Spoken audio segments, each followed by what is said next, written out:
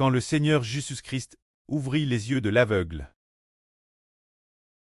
Ce moment-là, cet aveugle de naissance, il a enfin pu voir, mais il était mendiant auparavant.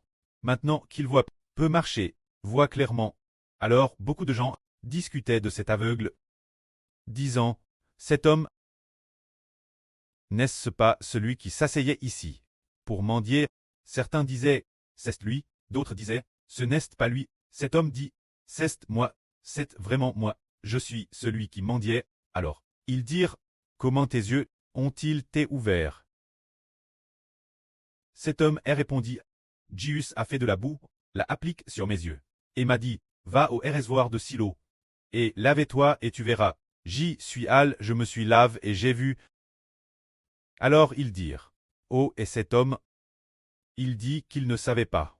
Ce moment-là, ils en morent celui dont les yeux avaient été ouverts, qui était aveugle, maintenant ses yeux de cet homme qui a été guéri, devant les pharisiens, comme c'était le jour du sabbat, que le Seigneur Jésus guérit ses yeux. C'était le sabbat. Alors ils lui demandent, comment il avait pu voir. Alors il dit, Jésus a mis de la boue sur mes yeux. M'a dit d'aller me laver. Je me suis lavé et j'ai vu. Alors les pharisiens dirent, cet homme Jésus ne vient pas de Dieu, car il n'observe pas le sabbat. Mais d'autres disaient, comment un pécheur peut-il faire de tels miracles? Alors il y eut division entre eux.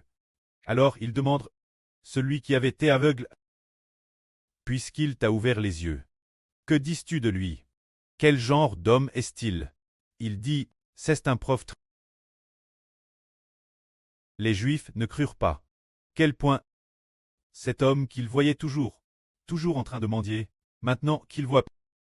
Les Juifs ne crurent pas que cet homme était un aveugle, mais cet homme, qui avait peut-être 30 ou 40 ans, il avait toujours mendié. Mais les Juifs, parce que maintenant cet homme pouvait voir, ils ne croyaient madame pas qu'il était un aveugle. Alors ils interrogèrent ses parents.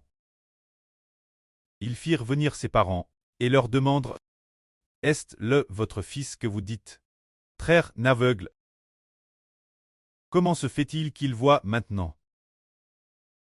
Ses parents répondirent, c'est notre fils. Il est un aveugle. Nous le savons. Mais quand savoir comment ses yeux ont été guéris aujourd'hui? Comment il peut voir comme une personne normale? Nous ne le savons pas. Interrogez lui-même. Notre fils est majeur. Demandez-lui. Laissez-le répondre lui-même. Ses parents n'osaient pas le dire. C'est Jésus qui lui a ouvert les yeux, parce que si quelqu'un disait que c'est Jésus qui lui a ouvert les yeux, il serait exclu de la synagogue. Alors ses parents dirent, il est majeur, demandez-lui vous-même. C'est ainsi qu'ils renvoient les pharisiens. Alors ces pharisiens, un groupe de pharisiens, revinrent vers cet homme et dirent, tu devrais rendre gloire à Dieu, car nous savons que Jésus est un pécheur. Alors cet homme répondit, si Jésus est un pécheur, je ne sais pas, mais je sais une chose. J'étais aveugle, et maintenant je vois. Alors ils demandent, comment as-tu pu voir? L'homme répondit, je vous l'ai dit, j'ai dit. Mais vous n'avez pas écouté. Pourquoi voulez-vous l'entendre encore? Est-ce que vous voulez aussi devenir les disciples de Jésus? Ils l'insultent en disant, nous sommes les disciples de Mose. Nous savons que Dieu a par Mose. Quand cet homme, Jésus, nous ne savons pas d'où il vient. Alors cet aveugle guérit. Cet homme répondit, il m'a ouvert les yeux. Et pourtant, vous ne savez pas d'où il vient. C'est bien étrange.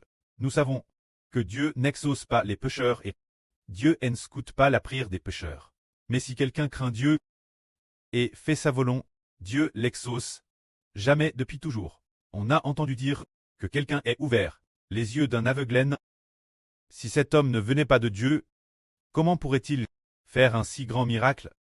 Alors les Juifs dirent, tu es haine tout entier dans le pchash, et tu veux nous enseigner? Et ils le chassèrent. En regardant ces dialogues, on voit que les Juifs étaient extrêmement endurcis, tel point qu'ils ne croyaient pas. Que la gloire soit auprès et au Seigneur. Amen.